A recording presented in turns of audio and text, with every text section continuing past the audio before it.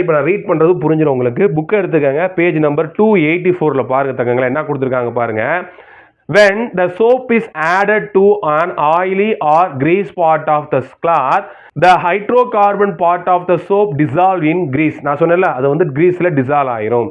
அடுத்து என்ன பாருங்க, leaving the negatively charged carboxylate and exposed on the grease surface. நான் சொன்னல, இந்த நெகட்டிவ் சர்ஃபேஸ் எல்லாம் என்ன ஆகும் அப்படின்னா வெளியே, அதாவது அந்த இங்க இருக்கக்கூடிய இந்த ஆயிலி சர்ஃபேஸ் வெளியே வந்து நீட்டிட்டு இருக்கும் அப்படின்றாங்க.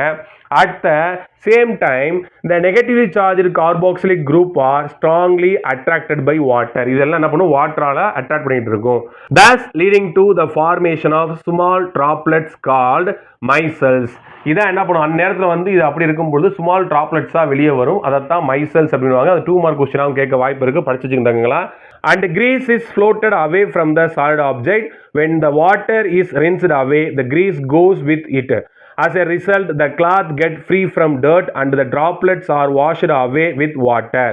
The micelles do not combine into large drops because their surface are all negatively charged and repel each other.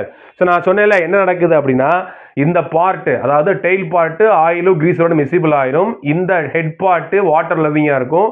அது அப்படியே ஸ்மால் ட்ராப்லெட்ஸாக வெளியே ஏறி வந்துடும். ரிங்ஸ் பண்ணும்போது மொத்தமாக வெளியே வந்துடும்ன்றாங்க. இந்த ஸ்மால் ட்ராப்லெட்ஸ்லாம் கம்பைன் ஆகாது. ஏன் அப்படின்னா ஒவ்வொருத்தர் பக்கத்துலேயே நெகட்டிவ் சார்ஜ் இருக்குது. அவங்க ஒருத்தர் ரிப்பெல் பண்ணுவாங்க. அதனால் அவங்க கம்பைன் ஆக மாட்டாங்க அப்படின்னு சொல்கிறாங்க. அந்த ஸ்மால் ட்ராப்லெட்ஸ் பேர் தான் வந்து என்ன பார்த்தீங்கன்னா மைசல்ஸ். சரிங்களா?